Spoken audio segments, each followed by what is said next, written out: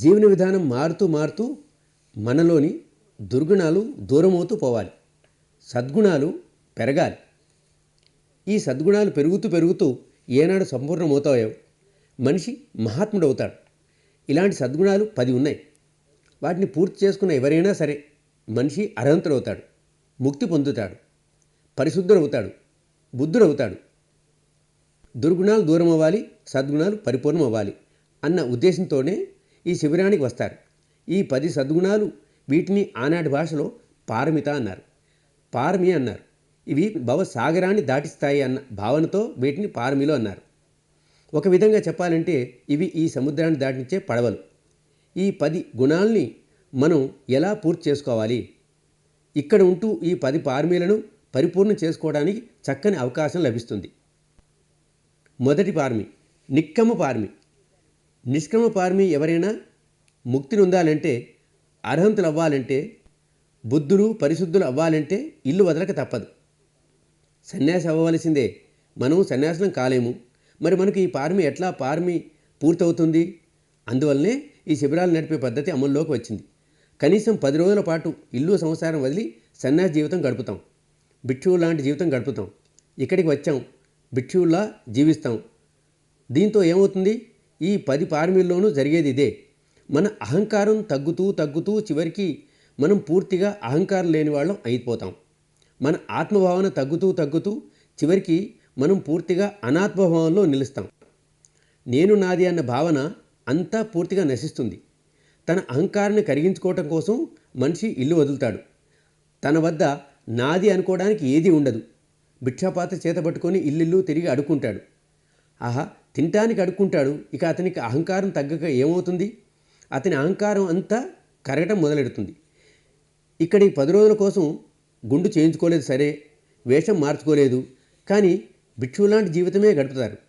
ఇక్కడికి వచ్చిన వాళ్లతో, మిత్రులారా, ఇంత ఖర్చు అవుతుంది, అన్నింటి ధరలు పెరుగుతున్నాయి, కాబట్టి ఇంత డబ్బు అయితే ఇవ్వాల్సిందే, నీ ఖర్చుల డబ్బు నువ్వు ఇవ్వాల్సిందే, ఇంత ఛార్జ్ ఇస్తేనే నేర్పిస్తాం, ధర్మం నేర్పేటందుకు మాకేం ఇవ్వద్దు, కనీసం నీ ఖర్చైనా నువ్వు భరించు అంటే ఈ పారమి ఎలా పెరిగేది?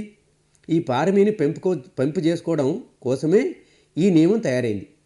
ఎవరి నుండి తినటానికి కానీ ఉండటానికి కానీ ఒక్క పైసా కూడా తీసుకోరు.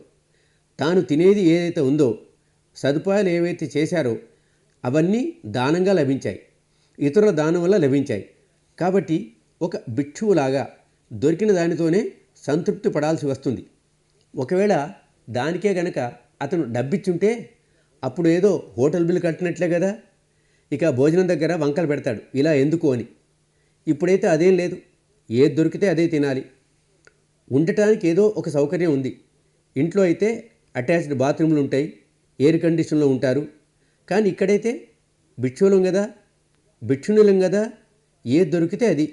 ఇలా మన ఈ నిక్కమ పారమిని పరిపూర్ణ చేసుకోవడానికి అవకాశం దొరికింది, మంచి అవకాశం లభించింది.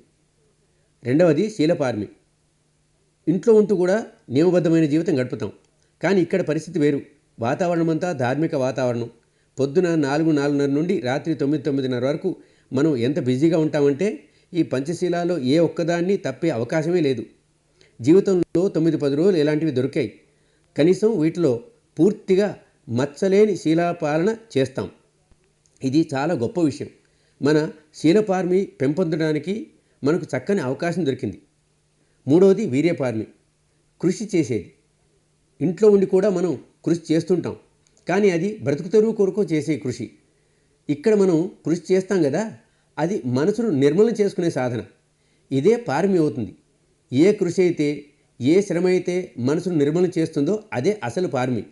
ఈ పారమికి కూడా మంచి అవకాశం లభిస్తుంది. నాలుగవది ప్రజ్ఞాపారమి. ఇంట్లోనైతే ప్రవచనాలు విని, పుస్తకాలు చదివి శృతమయ ప్రజ్ఞ కలిగించుకుంటాం. ఆలోచించి మననం చేసి చింతనామయ ప్రజ్ఞను మేల్కొల్పుతాం. ఇక్కడైతే భావనామయ ప్రజ్ఞ, మన అనుభూతితో ప్రజ్ఞను మేల్కొల్పుతున్నాం. ఇది పారమి అవుతుంది. ఎందుకంటే మేలు అదే చేస్తుంది, తీరాన్ని చేరుస్తుంది. దానికి కూడా ఇక్కడ చక్కని అవకాశం. ఐదవది కాంతిపారమి, సహనపారమి.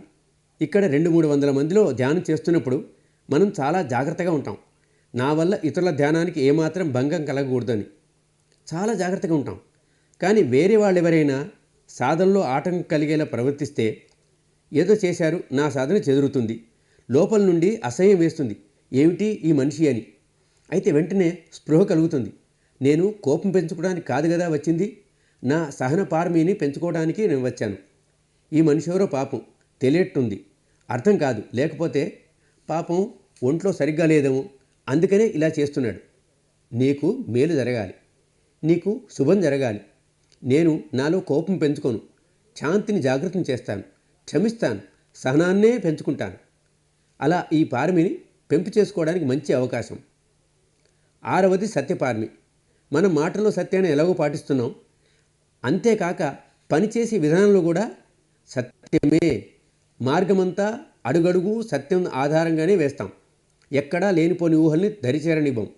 అంటే మనం పూర్తిగా సత్యంతోనే ఉంటున్నాం కాబట్టి సత్యపారమి. ఈ సత్యపారమి బలపడుతుంది. 7వది అధిష్టాన పారమి, అంటే దృఢ నిశ్చయం. ఎన్నో అవకాశాలు లభిస్తాయి ఈ 10 రోజుల్లోనూ.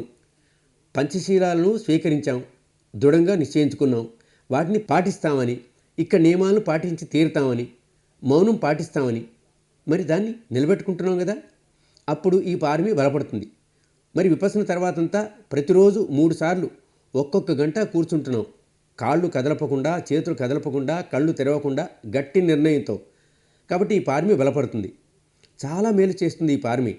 ఇది లేకుండా ఎవరు ముక్తిని పొందనే లేరు. 10 పారమీలు ఉండాల్సిందే, అయినా ఈ పారమి పరిపూర్ణం అవ్వటం చాలా అవసరం. ఈ సిద్ధార్థ గౌతముడు కూడా బుద్ధుడు అవ్వటానికి ముందు ఆ బోధి వృక్షం కింద వైశాఖ పూర్ణిమ నాటి రాత్రి ధ్యానంలో కూర్చున్న వెంటనే ఈ విధంగా దృఢ నిశ్చయం చేసుకున్నాడు. అధిష్టానం స్వీకరిస్తాడు. నేను ఏ తీరున అయితే కూర్చున్నానో ఆ తీరు మార్చను, కదలను. నా కాళ్ళు ముక్కలు ముక్కలు కానీ ఎముకలు విడిపోని, నేను మాత్రం కదలను అని. అది 1 గంట అధిష్టానం కాదు, 2 గంటలు కాదు, ఎప్పటి వరకు బుద్ధత్వం ప్రాప్తించదో అప్పటి వరకు అని. మరి ఎంత టైం పడుతుందో బుద్ధుడు అవ్వటానికి. కానీ ఒకసారి ఇలా నిశ్చయించుకున్న తర్వాత ఆ సంకల్పం నెరవేర్చుకునే లేచాడు. బుద్ధుడైన తర్వాతే లేచాడు. ఇదే విధంగా సాధకుడికి ఒకరికి ఒక పరిస్థితి ఎదురైంది. తన మనసుకు అనిపించింది సమయం వచ్చేసింది అని. ఇక నిశ్చయించుకున్నాడు. సిద్ధార్థుల్లాగా నేను అధిష్టానంలో కూర్చుంటాను, బుద్ధుని అయ్యేంతవరకు లేవనని. మరి 10 నిమిషాల్లోనే భయంకరమైన నొప్పి మొదలైంది. ఇక తల గోక్కుంటాడు. కాదు ఇప్పుడు కాదు, మళ్ళీ ఎప్పుడైనా కూర్చుంటాను అని.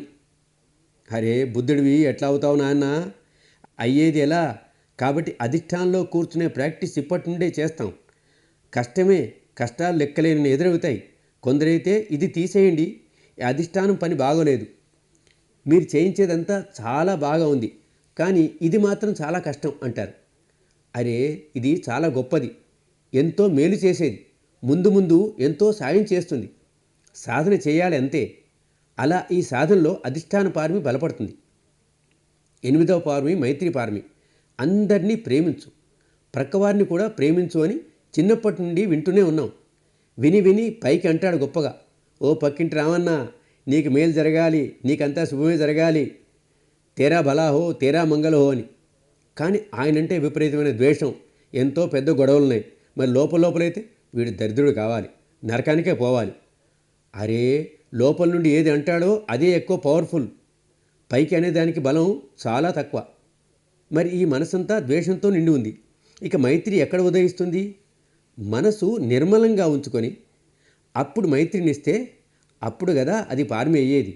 అందుకనే 9 రోజుల పాటు మనసును నిర్మలం చేసుకొని రేపు 10వ రోజున మైత్రి సాధన నేర్చుకుంటాం.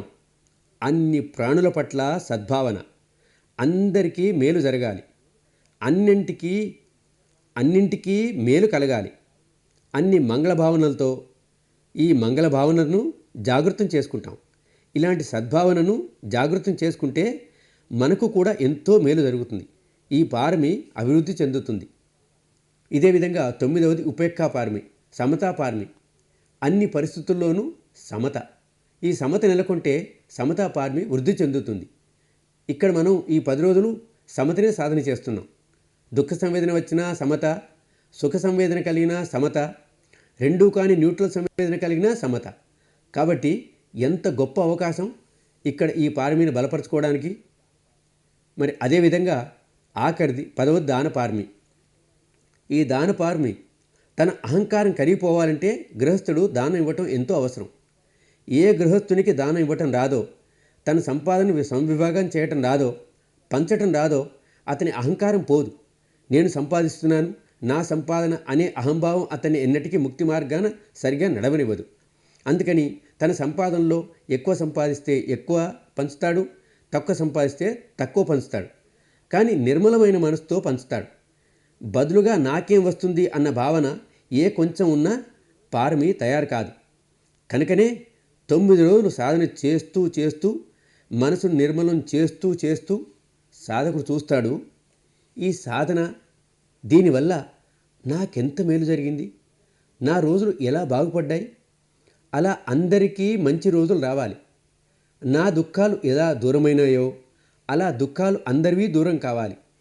వీలైనంత ఎక్కువ మందికి ఈ గొప్ప విద్య లభించాలి. మరి నా దగ్గర ధనం ఏదైతే ఉందో, సంపద ఏదైతే ఉందో, ఆహా, దానిని ఇంతకంటే మంచి పనిలో ఎక్కడ వాడగలను. నేను ఇక్కడ సాధకులు ఉండటం కోసం ఒక గది కట్టిస్తాననుకో, అందులో ఒక వ్యక్తి కూర్చొని సాధన చేసి ముక్తి మార్గంలో నడిస్తే చాలు. దాని ముందు ఈ డబ్బుకు విలువ ఏముంటుంది. నా దగ్గర ధనం తక్కువ ఉంటే తక్కువ ఇస్తాను, లేకపోతే నా శ్రమనే దానం చేస్తాను. 10 రోజుల పాటు వచ్చి నేను సేవ చేస్తాను సాధకులకు. ఆ సేవ ఆధారంగా ఏ ఒక్క వ్యక్తికి సరైన మార్గం లభించినా, ఆహా, దీన్ని మించిన దానం వేరే ఏమున్నది, నా శ్రమదానం ఎంత విలువైనది. ఇలా తన మనసులో కేవలం మంగళభావం నిలుపుకొని అందరికీ మేలు ఎలా కలుగుతుంది, అందరికీ మంచి ఎలా జరుగుతుంది అన్న భావనతో దానం ఇస్తాడు. ఇస్తే అహంకారం కరిగిపోతుంది. అహంకారం కరిగి నశిస్తుంది, ముక్తి లభిస్తుంది. ఈ 10 పారమీలను పరిపూర్ణం చేసుకునే అవకాశం లభిస్తుంది ఈ శిబిరాలలో. కాబట్టి ఈసారి కానీ భవిష్యత్తులో మళ్ళీ ఎప్పుడొచ్చినా కానీ బాగా అర్థం చేసుకొని, ఏమని, మనం శిబిరానికి వస్తే ఈ పారమీలను 10ంటిని పరిపూర్ణంగా అభివృద్ధి చేసుకోవడానికి వస్తామని అలా అర్థం చేసుకొని పని చేస్తూ అవి పరిపూర్ణమవుతాయి. మనకు ముక్తి తప్పకుండా లభిస్తుంది. ఆ విధంగా పని చేస్తే మనకు తప్పకుండా ముక్తి లభిస్తుంది. ఇలా అర్థం చేసుకుంటూ ధర్మ మార్గంలో నడవాలి. ఒక్కొక్క అడుగు ముందుకు వేస్తూ ఈ 10 గుణాల్లోనూ పరిపూర్ణులై ఆ ముక్తి అవస్థను చేరుకోండి. అందరికీ మేలు జరుగుతుంది, అందరికీ మంచి జరుగుతుంది, అందరికీ స్వస్తి ముక్తి లభిస్తుంది. శుద్ధ ధర్మ మార్గాన ఎవరెవరు నడుస్తారో వాళ్లకు శుభం ఎలాగూ కలుగుతుంది, మేలు ఎలాగూ జరుగుతుంది, స్వస్తి ముక్తి కలుగుతుంది, స్వస్తి ముక్తి కలుగుతుంది. భవతు సర్వమంగళం.